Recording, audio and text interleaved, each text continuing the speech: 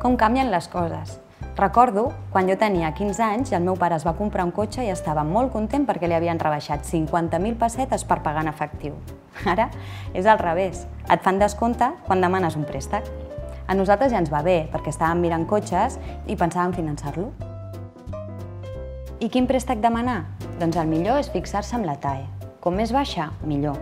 La TAE és la taxa anual equivalent i la que cal mirar, perquè inclou les despeses, les comissions, els terminis i els interessos, i la que et permet comparar. Jo no sabia com comparar dos préstecs, però la TAE és el punt diferencial. Després, tampoc tot és l'interès.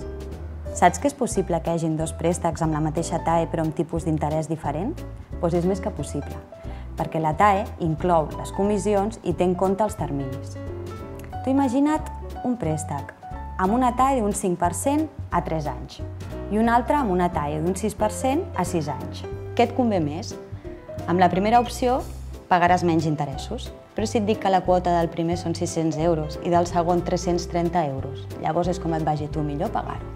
Tu què prefereixes? Pagar menys en total o pagar més pel préstec, però amb una quota més baixa que et permeti anar més tranquil?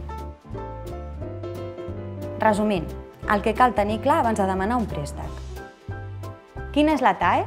Perquè inclou els interessos, les despeses i les comissions i et permet comparar i escollir el que més et convingui. Com més baixa, millor. Quin serà l'import final a pagar? Suma totes les quotes i totes les despeses per saber què és el que acabaràs tornant. Recorda, com a menys terminis, menys interessos, però també una quota més alta. Em donaran facilitats si contracto altres productes? En alguns casos, quan demanem un préstec, ens oferiran millors condicions si, per exemple, domiciliem una nòmina o contractem alguna assegurança. Cal informar-te i saber si et convé. Necessitaràs que t'avalin? Pregunta si hauràs de comptar amb algú que pagaria en cas de que tu no poguessis. Ho podràs cancel·lar abans d'hora? És bo saber què et costarà si decideixes avançar diners per acabar de pagar-lo abans.